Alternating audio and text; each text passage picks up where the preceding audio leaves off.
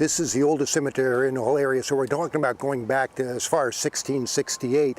And early on, there were no records kept, and then later on, it would probably be just family records. So that is a problem, sometimes doing research, but eventually, sometimes if you can find research on a family member, that leads into maybe a little bit more knowledge about the character that you're involved with. But eventually, with about 5 or 6 of us doing the research, we can come up with little bits and pieces. We spend a lot of time at the Brown Library over Maine Historical, and we spend a lot of time talking to a lot of other people who know a lot about the history of Portland, and eventually we're able to get at least enough information to script something like this every year. And Lynn, you work on those scripts each year for Walk Among the Shadows, but this year the theme is the secret history of the Eastern Cemetery.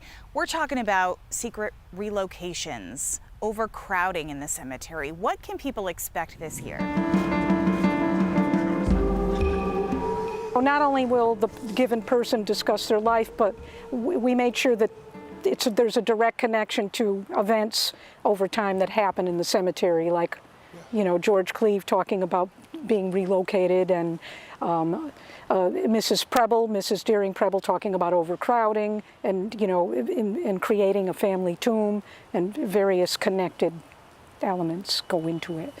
One of the things about Walk Among the Shadows, it's not like someone jumping out behind something, but there is sort of a spooky undertone here. Yep. Are there dark secrets buried here? Yeah, but if they're secrets, we probably still don't know about them. But it is. People always assume that it is spooky.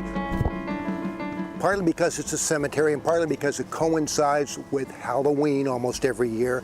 That's just coincidentally when our tour season ends and we just move into the next activity. But it is dark, or getting dark, as we do this every night, you know, 6:30 or 5:30.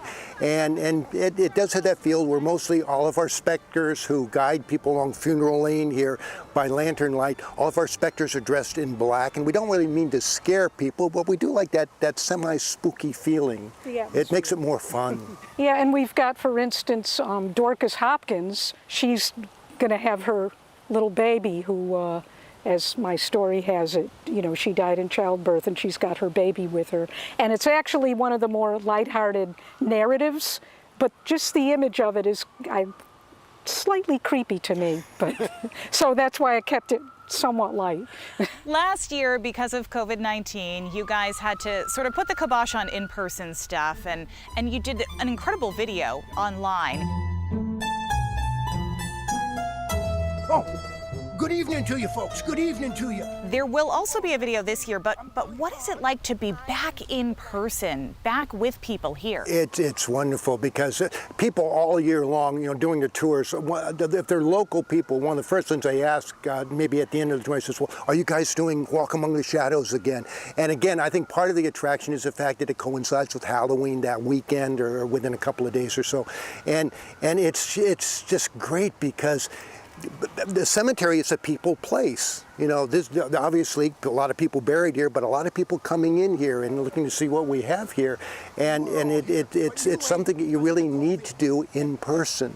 And it just adds to it every year. And Lynn, for the actors, I'm sure it makes a difference to have reaction, that live reaction. Oh, absolutely. Storytelling is really more than just being up on a stage. There's this audience effect.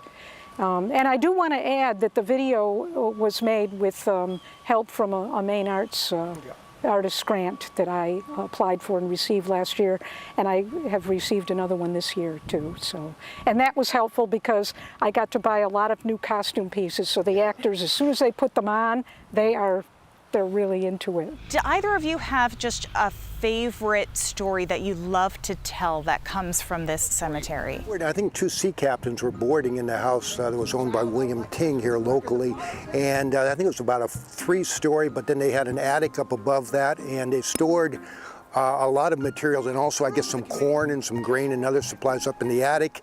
And apparently the attic wasn't strong enough to hold all that weight, so at one point all of that came down, and it killed the fellows who were boarding on the 3rd and 2nd floor.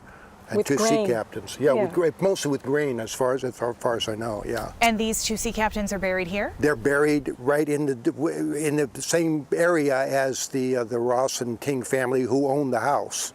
Yeah, so they're all kind of together. And I don't think we really knew about the sea captains being there in that spot until we were doing some probing, doing some work around the tomb, and all of a sudden found out, gee, there's something in there. We thought we kept hitting bricks.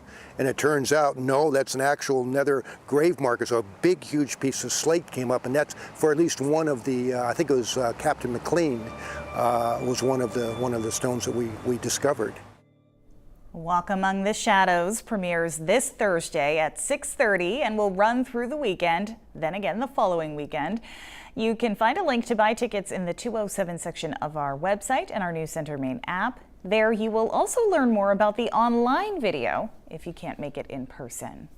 You can also just show up at Eastern Cemetery in Portland for the tour, but it'll be first come, first served.